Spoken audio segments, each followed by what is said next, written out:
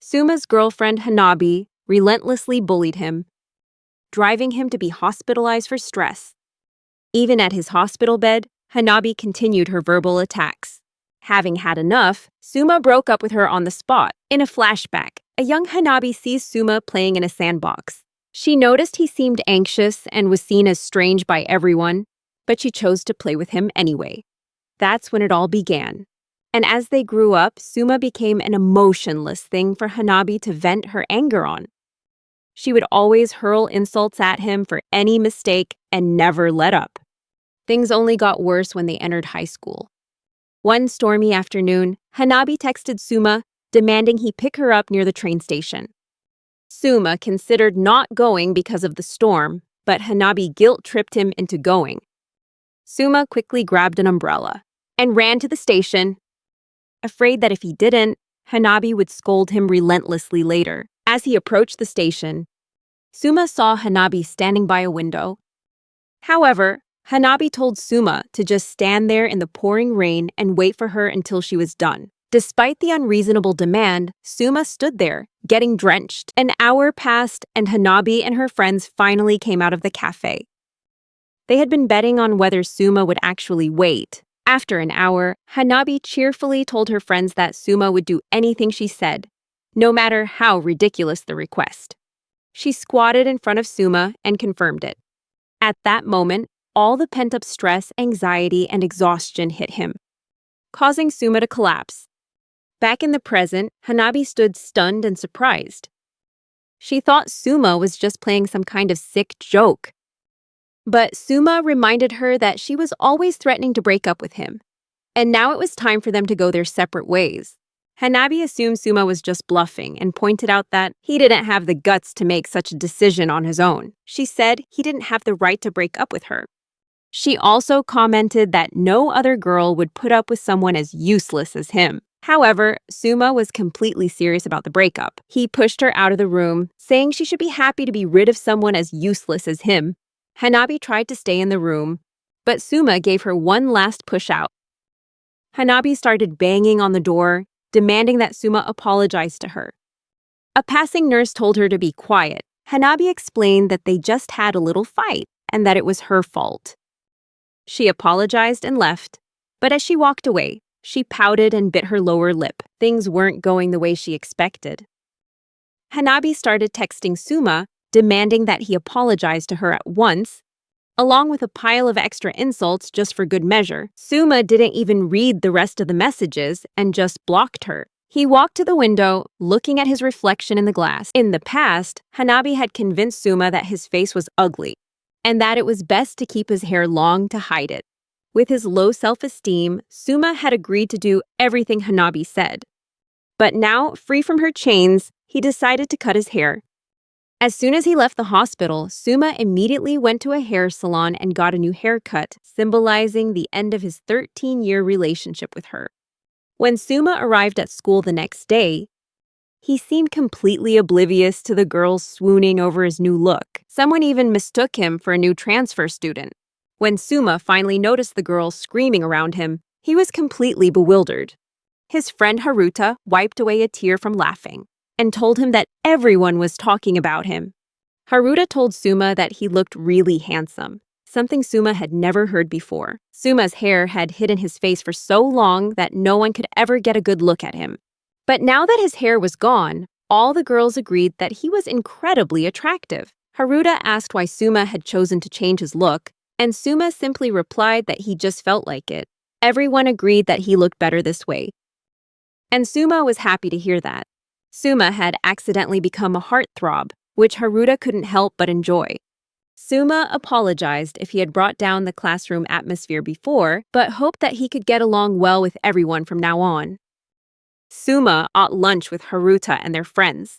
Haruta wished Suma had come out of his shell sooner, but Suma was just glad he could finally talk with them now. Haruta threw an arm around Suma's shoulder and said his looks were worthy of being a national treasure. Suma smiled, and that smile was enough to stun anyone within a 5-foot radius, while the girls just cried. Suma saw Hanabi standing nearby, clearly furious. He could tell she was upset. But whether it was because he broke up with her, blocked her, or cut his hair, he couldn't care less. As Suma tried to walk past, Hanabi blocked the hallway. To maintain her image as one of the most popular and likable girls in school, Hanabi had forced Suma to keep quiet about their relationship status, making others wonder if they were ever really dating at all. Haruta asked Suma if he knew who Hanabi was, and Suma delivered the coldest line in history. No, never seen her before. Hanabi trembled with rage, determined to get her revenge somehow. Suma finished his assignment ahead of schedule, leaving him with quite a bit of free time. He recalled how he had upset Hanabi earlier and guessed that she must be incredibly annoyed by now. While wondering what he should do with all this free time, Suma glanced to his left and saw a girl reading a book in the gentle breeze. When that same breeze blew her bookmark away, Suma picked it up for her, and their eyes met. The girl thanked Suma for picking it up, and she suddenly realized this was the first time they had ever spoken to each other.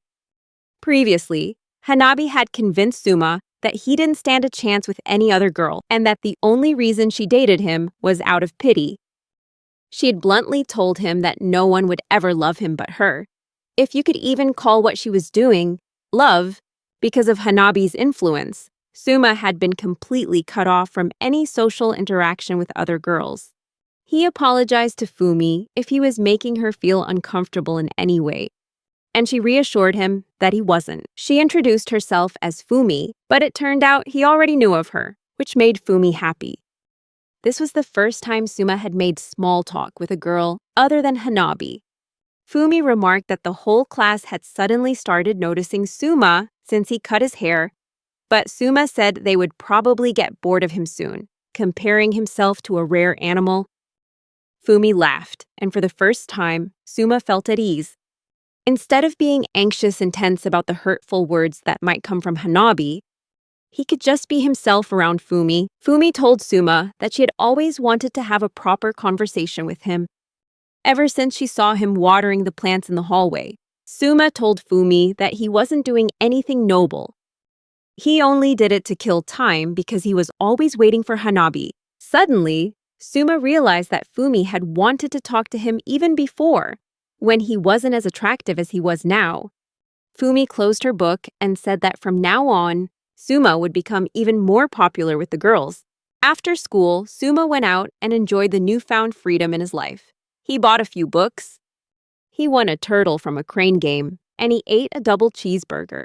Now that he was no longer bound by Hanabi, Suma didn't have to worry about replying to her texts anymore. Those wounds would slowly heal over time, especially since Hanabi couldn't text him anymore. Suma left the mall without realizing the sun was setting. He got on the train and headed home, reminiscing about the relaxing time he'd had that day. He had been free to explore the city, chat with friends after school, and he got to fully enjoy his school life. Suma was confident that he still had a chance to save his youth. However, as soon as he got home, he saw an uninvited face waiting near his house, Hanabi. She greeted him with a not-so-pleasant smile. Hanabi complained that she had been waiting for him for over 2 hours, and she scolded him for being so slow. Suma ignored Hanabi and tried to walk past her, but Hanabi spread her arms out and blocked his way. Suma asked what she wanted. Hanabi's reaction didn't surprise Suma. She always manipulated his emotions and often made him feel guilty to get her way. However, Hanabi then took her anger out on Suma's classmates. Suma asked her if she really waited 2 hours outside his house just to say such meaningless things. He bluntly told her that from now on they were strangers and that her doing this was a nuisance. Hanabi asked if he was serious about breaking up, and Suma replied that he was dead serious.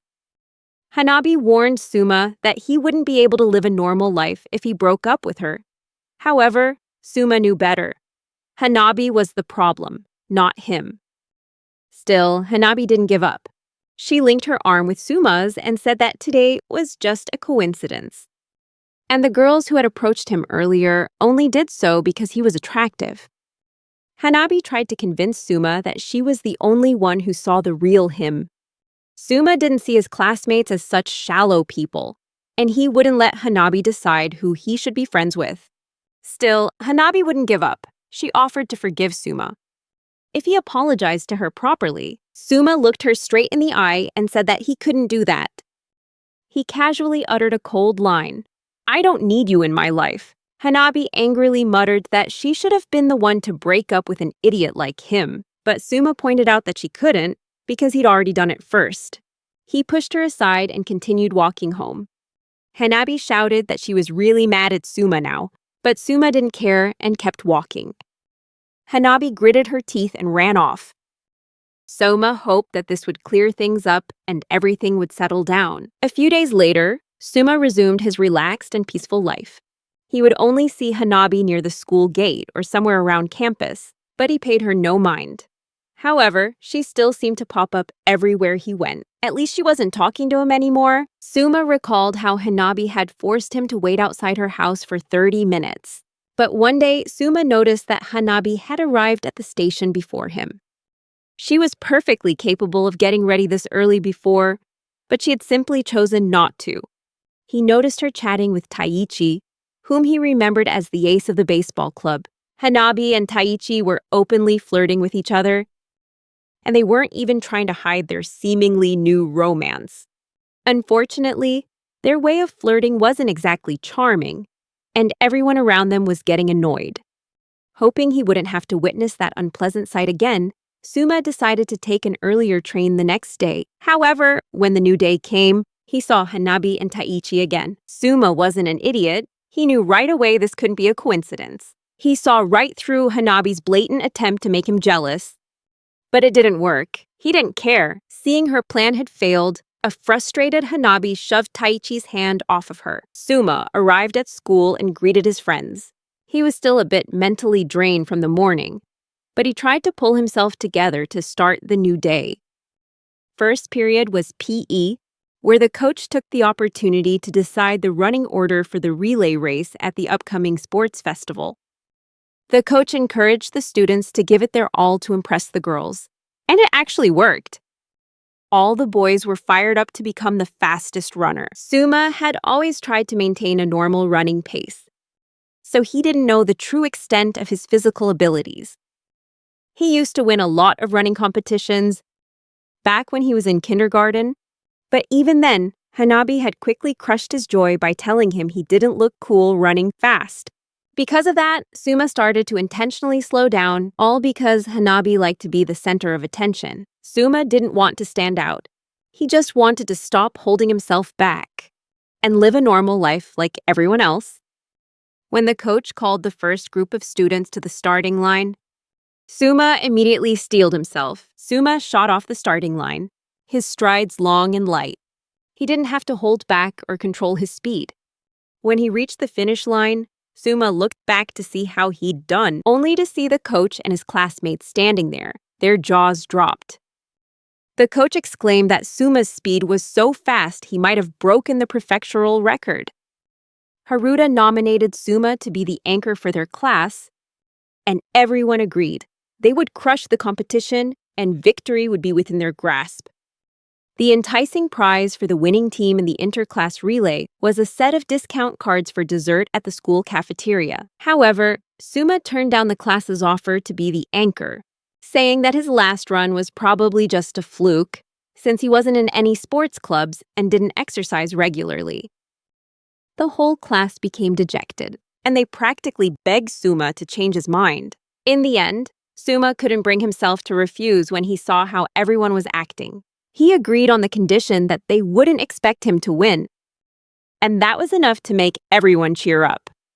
Haruta thanked Suma for taking a chance on the team. Suma didn't mind much. He was just surprised by everyone's reaction and felt happy that they all valued him. The positions for the relay race were announced and posted on the classroom board for everyone to see. When the class found out Suma was the anchor, his popularity skyrocketed. It seemed like breaking up with Hanabi had been the right thing to do. A new, better chapter of Suma's life had begun. Fumi, Suma's classmate, seemed to think so too. She commented that Suma was attracting attention once again, and although Suma once had some ambition to be an athlete, he says that's all in the past. Fumi wishes she had even a little of that stamina and asks Suma if he could teach her a few tips. Suma replies that he has nothing to teach her. Fumi gets discouraged and starts talking about skipping the sports festival. Suma asks her if she hates the festival that much, and she cheerfully replies that she hates it a lot. Suma wishes he could help Fumi more. Suddenly, Hasuike, a member of the track and field team, approaches Suma. Hasuike asks Suma if he's really committed to giving his all in the relay race, and if he's prepared to die for it. Suma hopes he won't actually die while running. Hasuike is unsettled by Suma's lack of spirit and resolve. Hasuike explains that he had been training hard to secure his spot as the anchor in the relay, but he isn't asking Suma to switch places with him. Hasuike admits that Suma beat him fair and square, but he asks Suma for a favor, to crush the other class's anchor, Taiichi. Fumi recognizes the name, and she explains that Taiichi isn't the ace of the baseball team like Suma thought, but another member of the track and field team. Suma asks Hasuike why he wants to beat Taiichi so badly, and Hasuike explains that Taiichi stole his girlfriend. Hearing this, Fumi becomes visibly anxious. Suma, however, is confused because he was sure he saw Taiichi and Hanabi together that morning. Hasuike doesn't blame Taiichi for stealing his girlfriend. Hasuike blames his own failings as a boyfriend. But what he can't accept is how Taiichi then dumped his girlfriend to go after a first year. That's something he cannot forgive. On top of that, when Hasuike ran into Taiichi in the hallway this morning, Taiichi was bragging about how he's the anchor again this year.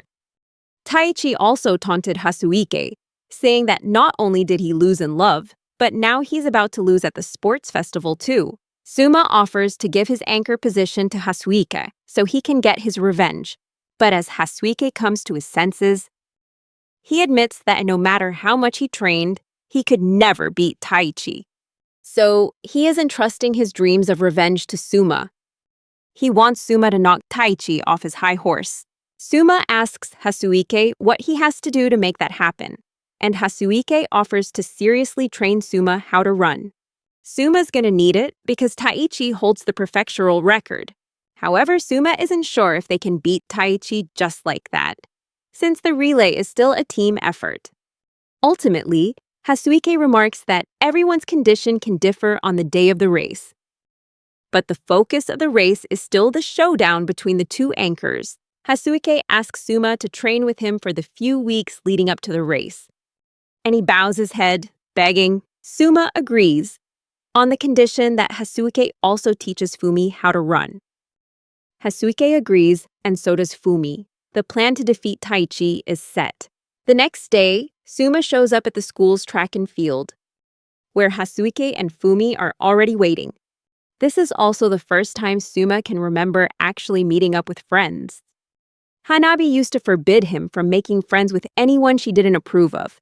But now, he's free. After warming up and practicing, Suma felt a huge difference compared to the days when Hanabi controlled him. They had agreed to meet up after school, while Hanabi watched them with jealous eyes, as Suma was living the best days of his life. After that, Hasuike started the practice session. He led them through a proper warm-up so they could defeat Taiichi. While they were stretching, Fumi clumsily slipped and tumbled to the ground. Suma couldn't help but laugh, and the sight made him uncontrollably call Fumi cute. Fumi, embarrassed, asked Suma if he was a natural flirt.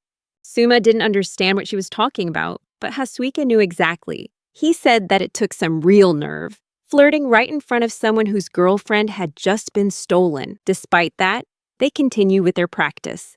Hasuike used a stopwatch to time them. Although Fumi and Suma were both tired, Hasuike was an excellent coach, and he gave them very helpful advice.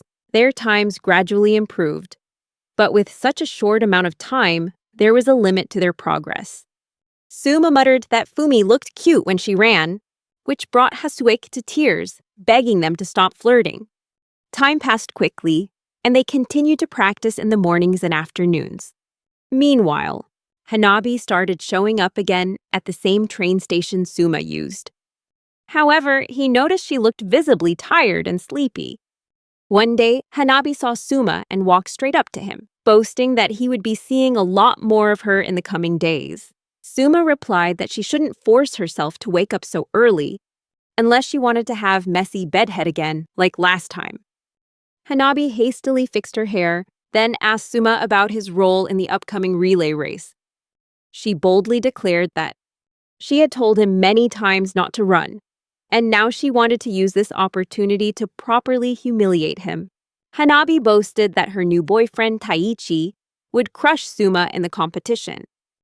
Just then, Taichi walked over, sized Suma up, and sneered at him. Hanabi turned back to Taichi and wished Suma good luck struggling. They moved to the other end of the platform, continuing to flirt with each other. Suma wasn't bothered. He felt more relaxed and confident than ever. Several days passed with intense and tiring training sessions, with every morning and afternoon dedicated to improving their speed. Not everyone who works hard is rewarded, but everyone who succeeds has worked hard. Finally, the training sessions were coming to an end. Hasuik blew a final whistle, and he praised Suma and Fumi for their efforts. Fumi, exhausted, collapsed to the ground. Suma and Hasuiki sat down beside her, and together they watched the glittering sunset after a hard day's work. Tomorrow is the big race. Hasuike praised them on how much their times had drastically improved. Even though the relay race wasn't a one-on-one match, Hasuike was confident that Suma, on his own, could definitely beat Taichi. Suma thanked him for the encouragement, though he wished he had more time to practice. Hasuike was so moved by Suma's work ethic that he couldn't hold back his tears. Hasuike thanked Suma for agreeing to his plan. He admitted that he hadn't been sleeping much lately because of what happened between Taichi and his ex-girlfriend. Thanks to Suma and Fumi, he was able to shift his focus to helping them improve their running times. Words couldn't express how grateful he was. Fumi also expressed her gratitude for all the help Hasuike had given them. She was running much faster than before, and so was Suma.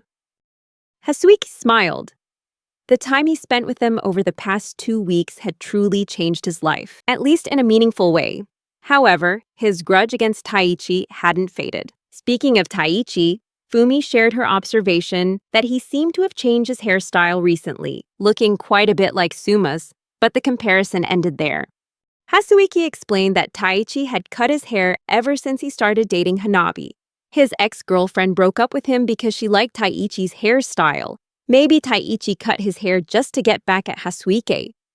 Hasuike felt ashamed for still being hung up on his ex, but Suma sympathized with him. Suma would never make fun of someone who had loved another person with all their heart.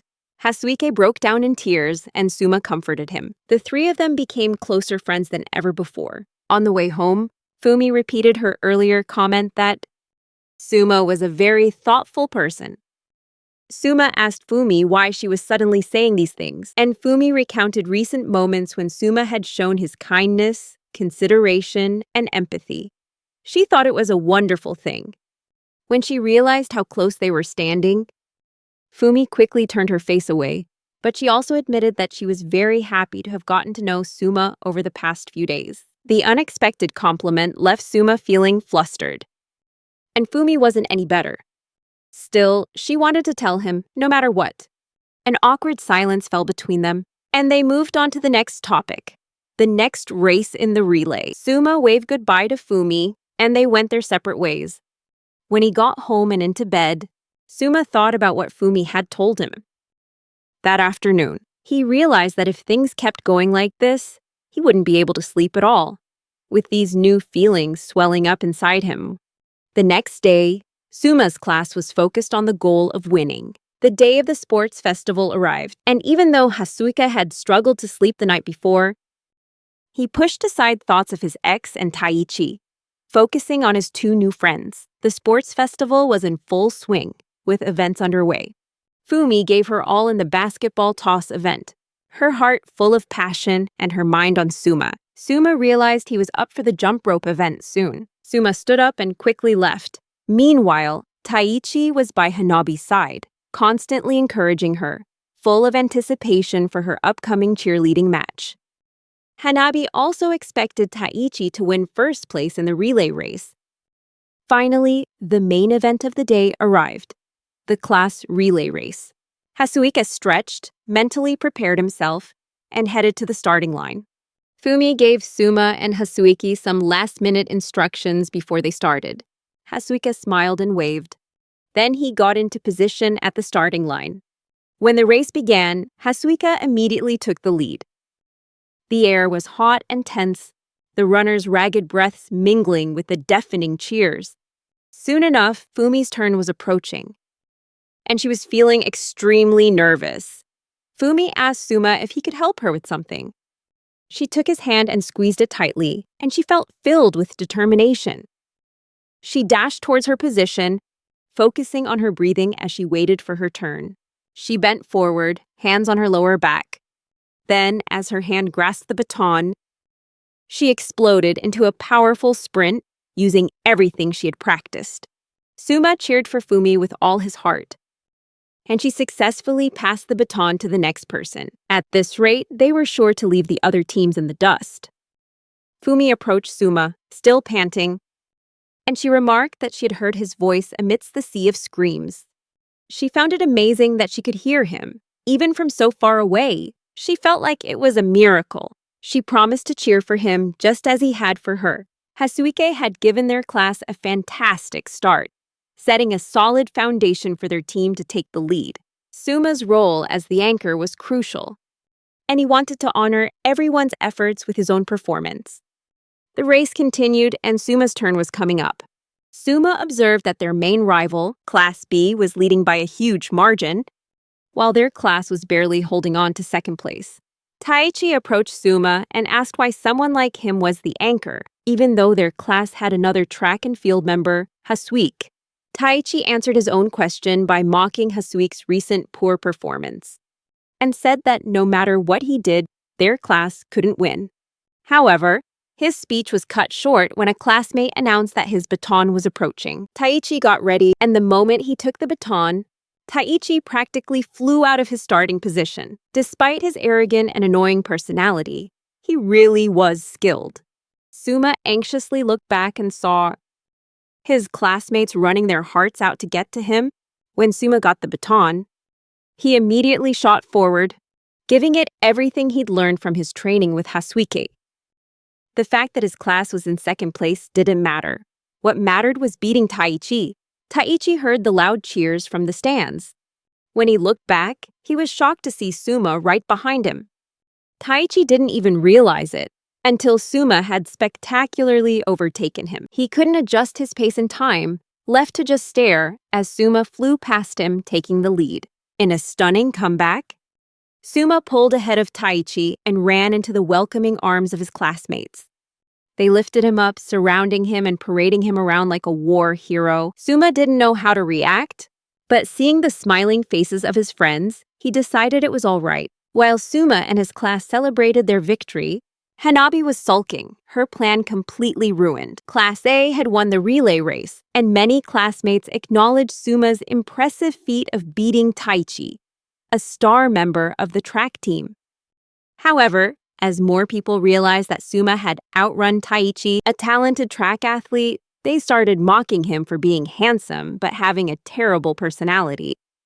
Suma looked around and noticed Hanabi's annoyed face near the stands. He didn't blame her for being angry, but Suma had wanted to win for Hasuike, not to make her mad. He wondered if Hanabi thought he did it just to spite her. While their class was helping clean up, Hasuike invited Suma to a karaoke party after the competition. Suma had never been to a party like that, let alone been invited to one. Fumi would be there too, and everyone wanted him to join. Suma decided to accept the invitation to the party. While he and Fumi were finishing up the cleaning, Suma heard a familiar voice. Hanabi and Taichi were nearby. Not wanting to get near Hanabi, Suma quickly pulled Fumi away. But the sudden movement made Fumi trip, and they ended up in a rather compromising position. Suma apologized and explained that he just didn't want to run into Hanabi and especially Taichi, especially after he'd showed them up in the race. The two of them ducked down, with no choice but to eavesdrop on the conversation. Taichi was explaining his recent loss, making excuses that he wasn't in top condition, but promised to take the #1 spot at the inter-high track meet. However, Hanabi wasn't about to give him the chance. She ended their fake relationship, terminating Taichi's role as her boyfriend. Even though Taichi thought they had been in love all this time, he pointed out that Hanabi always wanted to walk to school with him and often linked arms with him.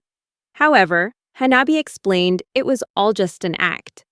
She mocked Taichi for focusing so much on his muscles that he'd forgotten about his mind. There's only one person I want as my boyfriend. But she didn't say who it was. Desperate to keep Hanabi, Taichi reminded her that he had changed his hairstyle and broken up with his ex-girlfriend just to be with her. Hanabi smugly told Taichi to stop acting so desperate and forbade him from ever talking to her again. Taichi tried to say something more, but Hanabi had already decided to end the conversation, telling him to leave immediately.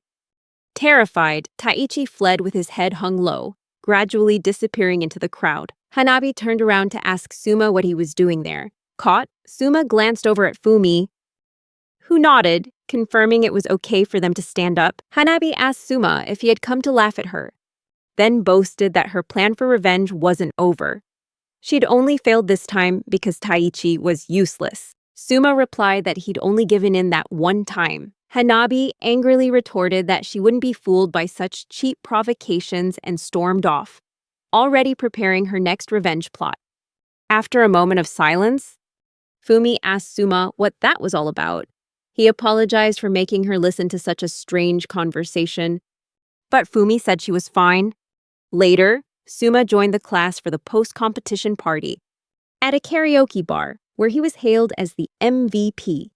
The entire class unanimously agreed, recounting Suma's heroic moment when he crushed Taichi in the final leg of the race. Suma replied that the victory wasn't just his own doing, but the result of the entire class's effort. He was hot-headed, kind, and selfless. All of Class A felt lucky to have him.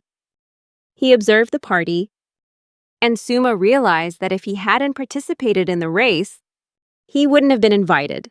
Although he didn't know many of his friends well, he noticed that the two class representatives seemed friendly and approachable. Suma chatted with Fumi about the songs being sung, and then it was Hasuike's turn at the mic. He grabbed it and announced that the next song was dedicated to Suma. A girl from the class shouted that she was all for it. Hasuike told the class what they already knew. He had been dumped by his ex-girlfriend, but thanks to Suma, he was able to get his revenge. This made everyone admire Suma even more. Not only did he win the race, but he did it to help a friend. Embarrassed, Suma tried to downplay what he'd done, but it was no use. Everyone started treating him like a hero, if they weren't already. Suma gave up and leaned back in his seat. Fumi remarked that he really was like a hero, which was why everyone was making such a big deal about it. Suma still didn't believe he deserved such praise, but Fumi said that many people admired him, not just their classmates, but her as well. Fumi admitted that when she watched him run, her chest felt tight and it was hard to breathe. Suma looked directly into Fumi's eyes, unsure of what to do with the new feeling stirring inside him. The two of them sat in a relatively quiet space while their classmates continued to sing their hearts out. The excitement didn't die down, but Suma stood up and headed for the restroom.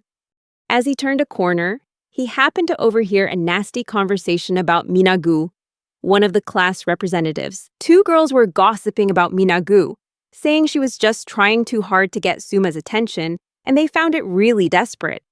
The two girls, Erika and Mirai, held a clear resentment towards the popular kids in class. Suma continued to eavesdrop and realized they were his classmates. While it was true that Minagu had started talking to Suma more since he cut his hair, he believed she was just being friendly and didn't mean anything by it. Erika loudly declared that she didn't find men attractive at all. Mirai agreed, exclaiming that men should only exist in 2D. Suma walked in the opposite direction, realizing that Erika and Minagu didn't seem to get along. Suma wasn't sure how to feel about them bad-mouthing someone else. He returned to the party and continued to enjoy the fun atmosphere. A moment later, Erika and Mirai also entered the room. A few hours later, the whole class left. But since they'd had so much fun, they decided to plan another karaoke session. They invited Suma to join, and he promised he'd come if he had time. Suddenly, Suma heard something move behind him. When he turned around, he only saw an empty alley. He thought to himself, as long as this isn't Shibuya, there's nothing to worry about. Suma told himself he'd be fine. Fumi noticed he seemed worried, but he brushed off his feelings, convincing himself it was just a stray cat. As they were about to head home with Fumi, instead of walking her halfway as usual, Suma offered to take her all the way home. He didn't want Fumi to walk home alone so late at night. Fumi felt shy at Suma's unexpectedly chivalrous act, but he didn't even notice. After splitting up from their group of classmates, they started on their way. Suma and Fumi were heading home. But the sound Suma had heard earlier was actually Hanabi, who had been secretly following him the whole time. Hanabi angrily muttered that she should be the only one who knows how attractive Suma is. She swore she would do whatever it took to win Suma back from anyone else, and she knew exactly what she had to do. She would destroy the happy school life he had built. The next day, while Class A was still buzzing, with the afterglow of the previous day, their class advisor, Ms. Sakura, walked in with a cold atmosphere surrounding her. The entire class immediately fell silent. Suma and Fumi looked at each other, wondering what was going on. Ms. Sakura placed a letter on the desk, and she explained that someone had sent a letter of complaint to the school, alleging that there was bullying in this class. The atmosphere in the room grew tense. Sakura began to read the complaint letter and said she was disappointed and saddened by these allegations. When she asked the class who had bullied Erika to the point that she could no longer come to school, Suma could only admit that he didn't really know what kind of person Erika was. He only knew Fumi, who sat next to him, and the most prominent, easily recognizable members of the class. Suma glanced at the empty seat in the classroom and realized it must be Erika's seat, the girl who had bad-mouthed Minagu. He recalled the harsh words Erika had spoken and wondered if that was how someone who was being bullied would react. He found it hard to believe that Erika's rude and sharp attitude would make her a target for any kind of bullying. Miss Sakura observed the silent classroom and asked for anyone who felt even the slightest pang of guilt to raise their hand. However, the class remained silent, with no one responding. Suma thought that Ms. Sakura, being a new and inexperienced teacher, was handling this the wrong way. This strategy of looking for a suspect wasn't going to work. Seeing that no one would confess or say anything, Ms. Sakura announced that until this bullying issue was resolved, it was highly likely that the upcoming school camping trip would be canceled. The whole class immediately fell into chaos. The camping trip was a long-awaited event, and everyone had been eagerly looking forward to it. Canceling the event entirely seemed like too extreme of a measure. No names were brought up as suspects, and the atmosphere in the classroom grew as cold as Hanabi's heart. 5 days later, the school received another letter, and Ms. Sakura announced that this letter contained the name of the student accused of being the bully. She gave the student one last chance to confess without revealing their name to the entire class. When no one came forward to confess, Ms. Sakura told Fumi to come with her to the faculty office. Fumi, bewildered, insisted that she had never bullied anyone, but Sakura cut her off, saying she didn't need to explain herself. Suma tried to stand up for Fumi's good character, but Sakura bluntly stopped him. She dragged Fumi out of the classroom, treating her as if she were a criminal. As Fumi was taken to the teacher's lounge to sort things out, the whole class started to whisper about the incident. They quickly realized that Fumi and Erika had never even interacted with each other. This raised more doubts about the validity of the accusation. Fumi mostly kept to herself and read books, while Erika usually preferred to talk about her hobbies with her own group of friends. And yet the letter mentioned Fumi's name, which left the whole class confused. Hasuik approached Suma and asked for his opinion on the situation. Suma remarked that even if someone was being bullied, it would be very hard for the rest of the class not to notice. He also insisted that Fumi was definitely not the type of person to bully others. Hasuike agreed with that, and Suma began to doubt the authenticity and truthfulness of the letter's contents. Fumi returned to the classroom after a few minutes, and without saying a word, she sat down at her desk. She wrote something on a small piece of paper and passed it to Suma, insisting that she was innocent and hoping he would believe her. Suma looked her straight in the eye and said that he had never doubted her, not even for a second. Fumi began to sob and Suma became determined to get to the bottom of everything. After school, Hasuike, Suma, and Fumi gathered outside the school building. Their situation had gone from bad to worse. Before the last class of the day ended, Sakura passed a note around to the entire class. Although Fumi insisted that she hadn't bullied Erika or anyone else, the fact remained that there was a letter accusing her of bullying. Ms. Sakura demanded that the entire class write down what they knew about Fumi, threatening to cancel the camping and field trips if they didn't comply. This ultimatum practically implied that if Fumi didn't confess to a false accusation, the entire class would suffer the consequences. It was hard to believe that Sakura didn't even stop to consider if the letter might be a false accusation. Suma concluded that they couldn't count on Mrs. Sakura to solve this, and now it was all up to them. Hasuike remarked that the way Ms. Sakura was handling the situation was basically like bullying Fumi all over again. Fumi apologized for dragging Suma and Hasuike into this mess, but Suma reassured her that she hadn't done anything wrong. He promised that he and Hasuike would get to the bottom of this Scooby-Doo-style mystery. He comforted Fumi, vowing that both he and Hasuike would always be by her side. In his heart, Suma just wanted to ease Fumi's anxiety as quickly as possible.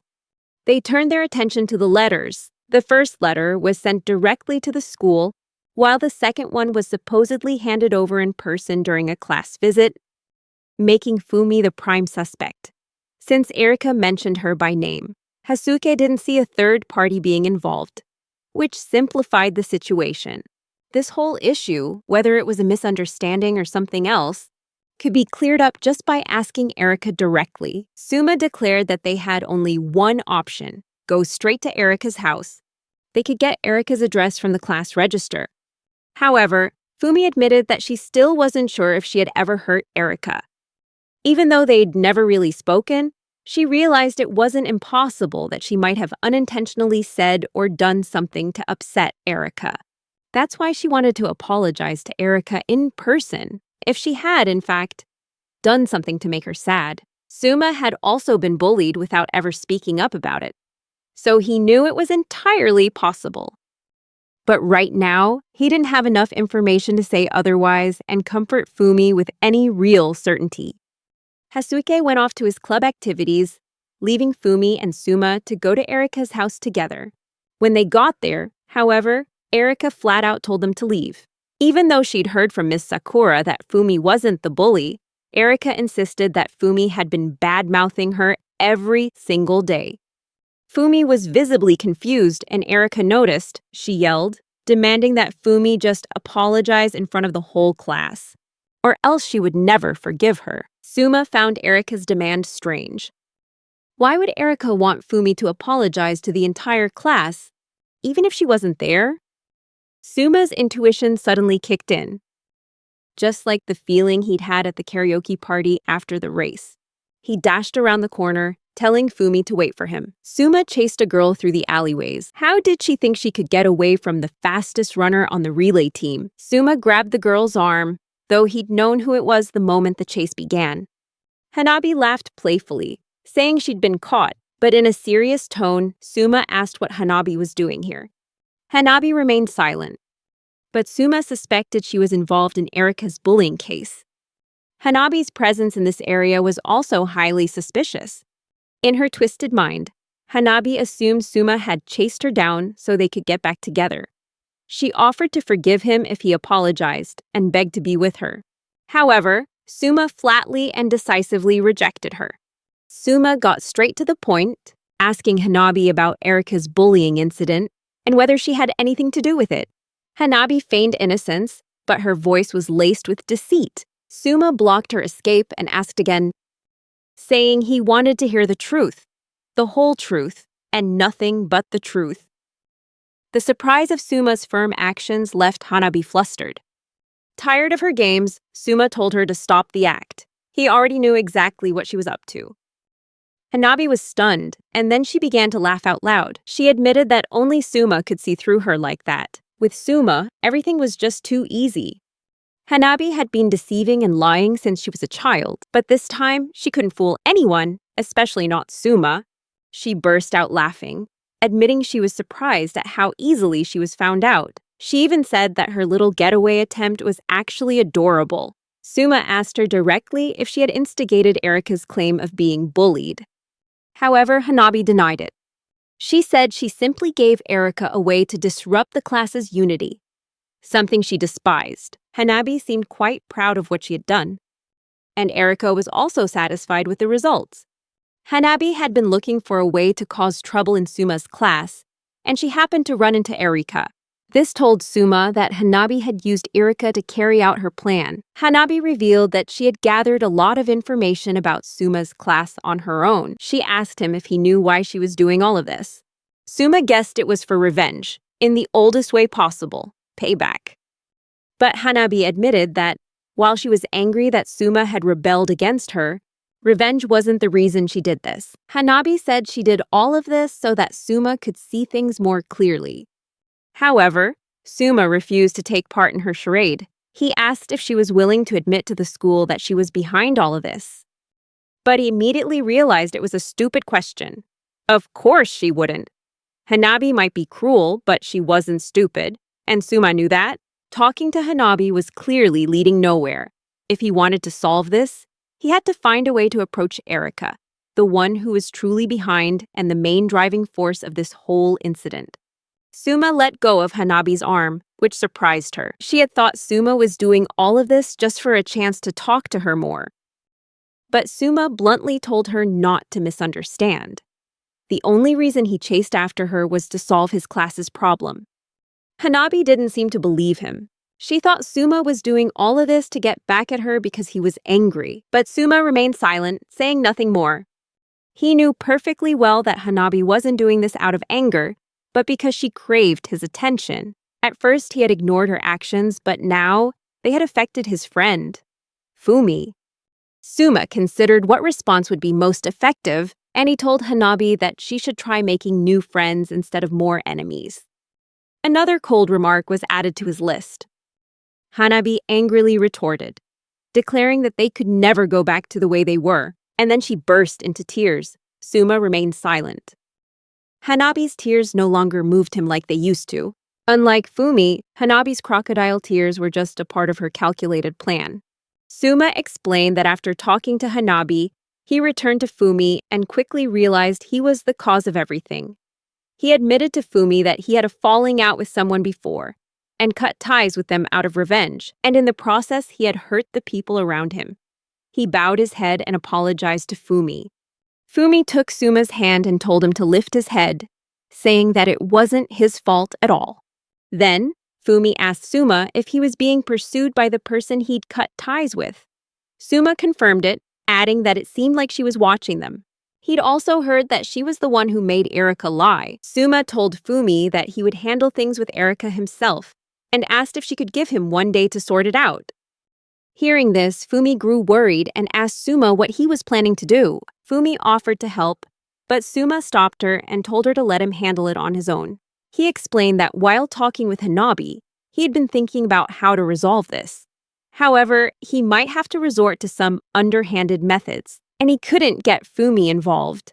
Suma apologized again, saying that she might feel uneasy about it, but he would definitely get it sorted out.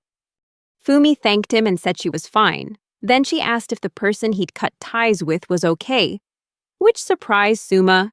He realized he still hadn't explained in detail the emotional damage he had suffered because of Hanabi. If he told her now, it would only highlight the fact that he was Hanabi's victim, solidifying it as the truth. It was true that he was her victim, but he didn't want to tell Fumi about it when she was going through something even worse. Suma knew that Fumi would sympathize with him, that she would say it wasn't his fault, but he wanted to avoid that if he could. However, since Fumi was in this awful situation because of Hanabi, she had a right to know why it was happening. Suma thought that once everything was settled, he would tell Fumi about his relationship with Hanabi. He silently made his resolve. The next day, after school, Suma unexpectedly approached Mirai and said he wanted to ask her a few things about Erika, putting Mirai on guard. Suma explained that Mirai was the one who was gossiping with Erika during karaoke, and that through her, he was hoping to get Erika's social media account. He asked Mirai if Erika used social media, and if she could tell him Erika's account name. Mirai immediately refused, saying it was a violation of privacy.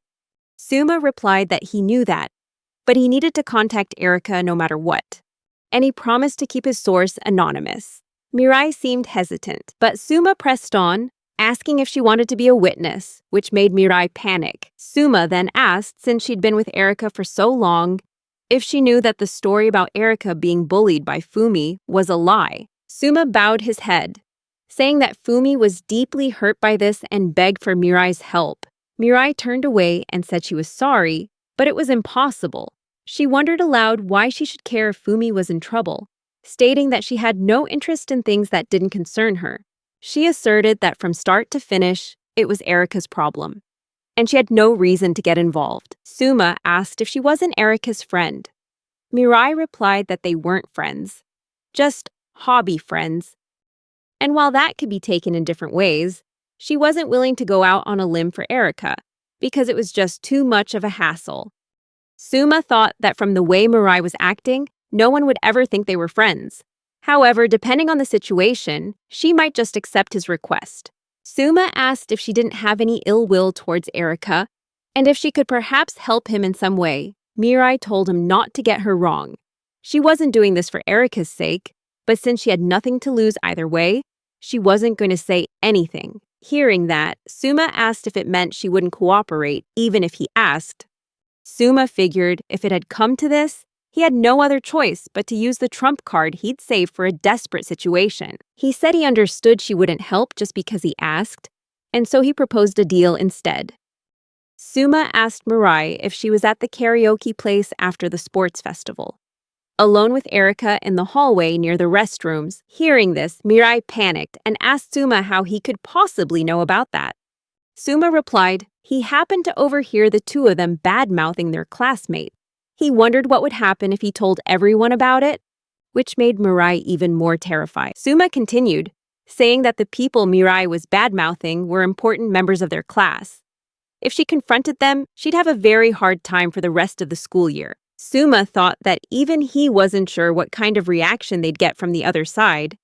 But in the worst-case scenario, if she wasn't bullied, she'd probably be ostracized. Mirai fearfully asked Suma if he had any proof, and Suma replied that he didn't. Mirai said that even if she denied his baseless accusations, no one would believe her. Suma asked her if she really thought so. He said that Fumi had never bullied anyone and had denied it. But what about the atmosphere in the class? Suddenly, everyone started to have doubts, and even Mirai was temporarily believing Fumi. Suma went on to explain that once a rumor starts, it's impossible to control, and no one cares what the truth is. This made Mirai even more worried, as she could get dragged into a similar situation. He said that unless there was credible evidence to refute it, it would only harm everyone involved. Mirai asked Suma if she gave him Erika's social media account. Would he promise not to reveal what they did? Suma replied that he didn't care about revealing that Erika had badmouthed other people, but it was clear that Mirai definitely didn't want to get involved. She continued to tremble in fear, saying that if she were found out for badmouthing others, she'd lose her place in the class. And even now, she was still seen as a gloomy otaku girl. Suma said he understood and promised not to reveal what he'd overheard at karaoke. He thought that talking about others wasn't a good thing. Then asked Mirai if she was jealous of Minagu and the other popular kids in their class. He said that actually he felt the same way, as he'd been a loner for years, and wondered how Mirai felt seeing Aihara, Minagu, and the other popular kids having fun together, making it impossible for her not to admire them. Suma explained that Mirai's jealousy stemmed from the popular kids in class, and he could understand why she felt that way. Mirai looked at Suma with a strange expression, whispering to herself that this was amazing, that she couldn't believe there were people in the real world this wonderful, kind, considerate, and that miracles really do exist. Suma felt confused, thinking Mirai was talking too fast for him to keep up, and called out to her. Mirai immediately said that she had changed her mind and would secretly be in charge from now on. Then she hurriedly ran off while blushing and giggling, leaving Suma even more confused.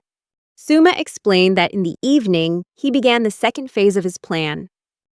From now on, he had to pretend to be Hanabi and would contact the Erika account that Mirai had given him. Suma said that since he'd heard Erika's voice over the speaker, he knew she wouldn't be willing to listen. However, if the one contacting her was Hanabi, the person behind all this, she wouldn't make a fuss about it.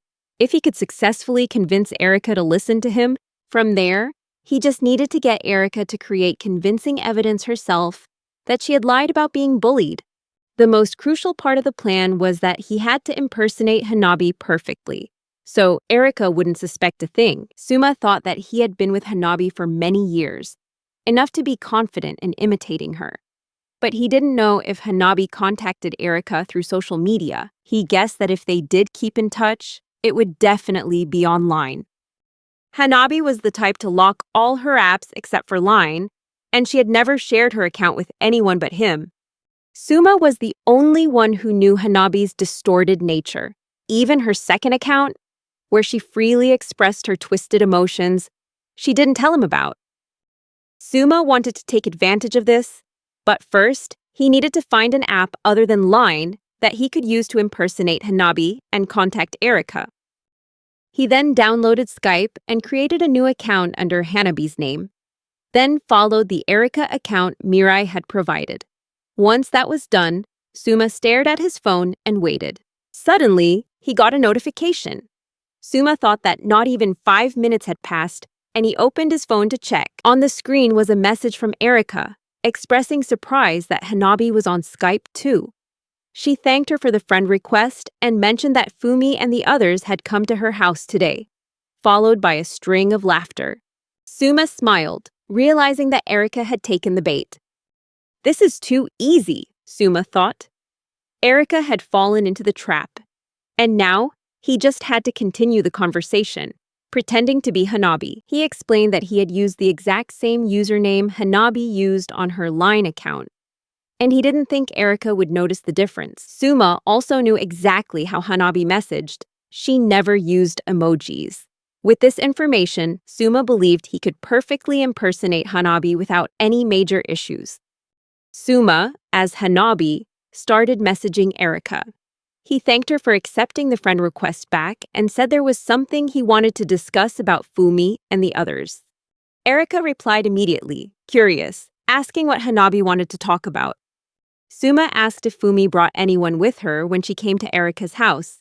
Erika confirmed that Fumi had brought a boy with her, expressing disbelief and asking how Hanabi knew. Suma replied that the person with Fumi was Suma, her childhood friend. He said that he happened to run into them after they left Erika's house, and that Suma had asked Hanabi a lot of questions and for her advice. Erika wondered if they were near her house, and Suma confirmed that they were.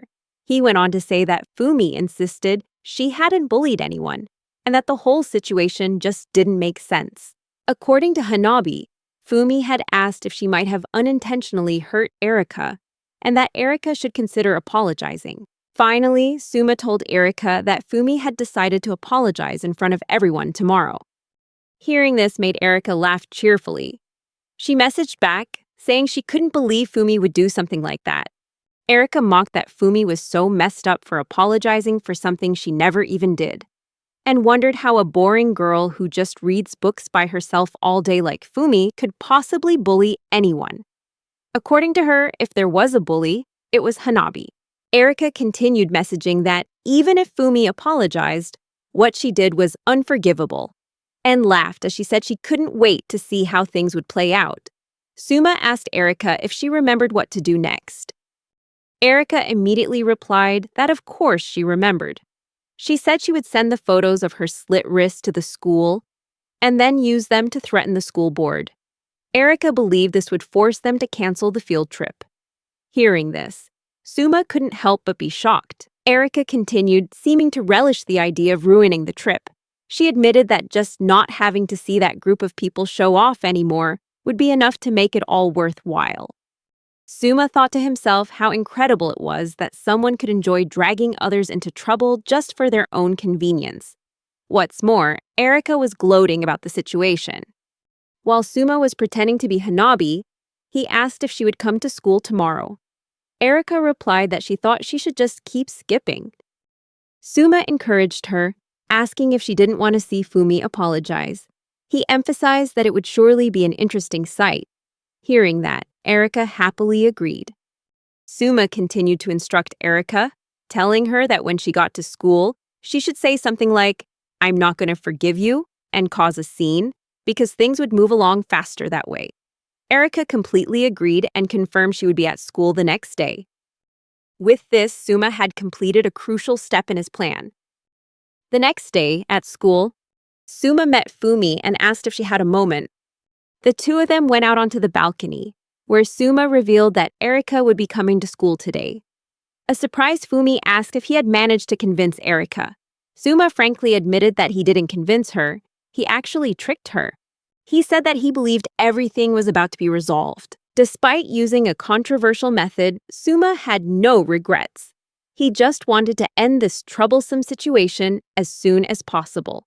Suma explained to Fumi that he had set everything up to force Erica to tell the truth. However, he also warned her that earlier, Erica had said some nasty things about her, and that it might hurt Fumi's feelings. Fumi took Suma's hand, looked at him with determination, and said that no matter what bad things people said about her, she would be fine. She admitted that being accused by the teacher and becoming the target of rumors in class was truly painful. But what kept her strong was that Suma and Chiaki had stood by her side. Suma had trusted her, and that was enough. Fumi continued, saying that as long as Suma didn't hate her, she didn't care what anyone else thought of her. These words made Suma blush, his heart beating faster. Fumi encouraged Suma, saying they should head back to class. He nodded in agreement. As the two of them walked into the classroom, the atmosphere suddenly changed. The entire class was stunned by Erica's appearance. With an arrogant expression and a smug smile, Erica strode into the classroom, drawing everyone's attention. Right after that, the teacher also appeared and told the class to take their seats. Then she called Fumi to the front of the class and said she wanted to give her time to apologize to Erica. She asked bluntly whether or not Fumi admitted to bullying Erica, which left Fumi surprised and confused. The teacher continued, asking that if Fumi wasn't going to apologize, then what on earth was this about? Just then, Suma stood up and stopped the teacher, asking her to wait a moment. He walked to the front of the class, looked Erica straight in the eye, and said he wanted to give her one last chance. Suma asked Erica if she was sure she didn't want to admit that she had lied about being bullied. This question left Erica both scared and confused. In a fit of anger, Erica screamed, asking Suma what he was talking about and insisted that Fumi was ready to apologize to her. Suma thought it would be better if Erica just admitted the truth, but since she wouldn't, he had to play his final card. Suma stated clearly that since Erica wouldn't admit it, he was forced to present the evidence. He took out a stack of papers from his bag and then passed them out to everyone in the class. Erica froze, terrified when she saw those papers. On the papers was the entire transcript of Erica's messages from the night before, and as the class looked at them, they immediately erupted into chaos, asking if this was real and if the whole bullying story was just a lie. Erica started to tremble and said that Suma had misunderstood, but those words only made everyone more confused. The teacher, also very confused, asked Erica what this meant and demanded she explain herself. Erica hastily said that it was a lie and that the person in that conversation wasn't her. She even argued that the name wasn't unique to her, so Suma couldn't prove it was her. Suma retorted, asserting that he could prove it was her. This made Erica flinch. Suma then showed her her own Skype profile and said that she had made things easy by putting her picture and name on it. When the whole class realized it was her, A panicked Erika said that this didn't prove anything. Suma asked her again if she was sure, and then asked if that was the case, what proof was there for the accusations that she was bullied? He continued, saying that whether that account was hers or not, he could definitely investigate to find out if it was really her. Erika fell silent and started to cry, which made the teacher panic as well. Suma addressed the teacher and said that with this evidence, it was clear Fumi was innocent. The teacher looked at the class and noticed everyone was staring at her with shocked expressions. She tried to justify herself, saying she hadn't completely blamed Fumi, but was just trying to clear up the suspicions. But the class just kept staring at her, saying nothing, which terrified her, and she finally bowed her head in apology. The teacher apologized to Fumi and the entire class, asking for their forgiveness. Suma and Fumi looked at each other, and Fumi shook her head, not accepting it. Suma addressed the teacher and said he wanted to confirm one thing. He asked if the school trip was still going to happen. The teacher replied that it definitely was, which made the whole class cheer and completely change the atmosphere. The teacher said that she would do the right thing this time and inform the school board that they would be going on the trip as planned. The whole class celebrated, and the teacher said she would go and drag Erika along with her. Suma overheard people around him whispering that they never expected Erika to be like that. Everyone surrounded Fumi, apologizing for not trying to protect her and for not doing anything to help.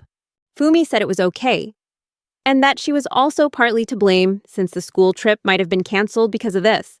Haruta told Fumi that she wasn't at fault at all, and that they were the ones who were thoughtless for saying the trip would be canceled. Minagu and the others apologized to Fumi while crying, saying they should have listened to her first. Fumi looked at Suma, not knowing what to do. Suma stepped in and said that Fumi understood how they felt, and that they should change the subject, as it was for the best right now. Everyone agreed, because if they kept talking about it, it would only make Fumi feel worse. Fumi grabbed Suma's sleeve and thanked him, saying that he was her hero, and she smiled. Suma thought that the bullying was just a lie, and that the teacher was also terrified. After everything was cleared up with the teacher, Erika's parents were also reprimanded for this, and the teacher scolded Erika. Someone called out to Suma. It was Haruta, who said that now that everything was settled, they should go out and celebrate today. But Suma replied that he couldn't make it today and that maybe next time. Haruta said it was fine and went with the others. Suma thought it was good to see everyone so happy. He thought that in the end, Erika didn't say who she was talking to on Skype. But it didn't matter anymore, with or without an accomplice. That didn't make her any less guilty. And Erika didn't seem like the type of person who would protect her accomplice. So Suma was surprised to discover this, and wondered if Erika had a soft spot for Hanabi. Hanabi was the type of person who thought before she acted. Ever since she was a child, Hanabi had always avoided any difficulties without any effort. Suma was sure that Hanabi had anticipated that everything would be exposed at some point, so she had already prepared some countermeasures. He continued to think that the teacher really wanted to know who the accomplice was, and that was why she came to Suma to gather information about it. However, if Suma told the teacher about his plan and pointed out that Hanabi was the one behind everything, things would get complicated.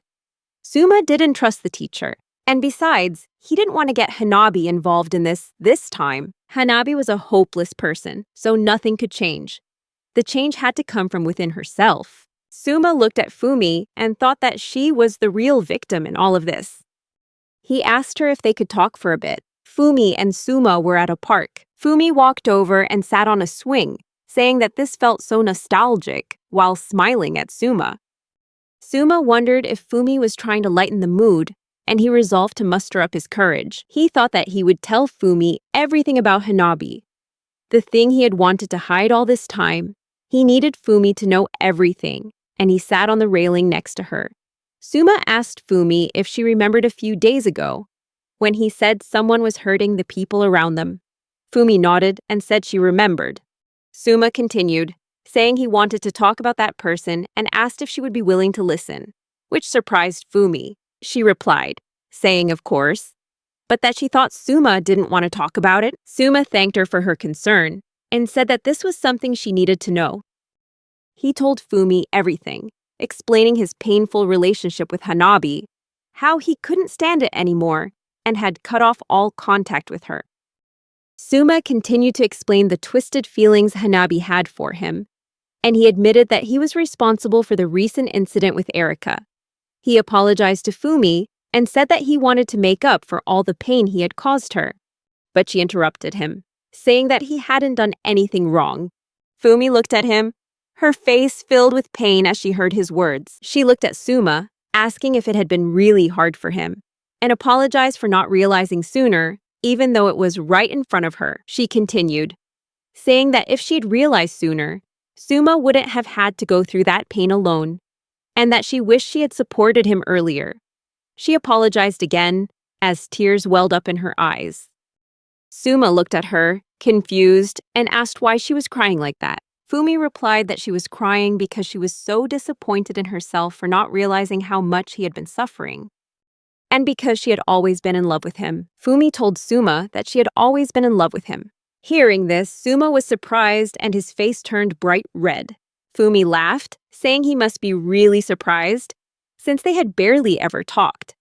And now she was saying this. She continued, asking Suma if he remembered the first day they spoke. Suma thought back.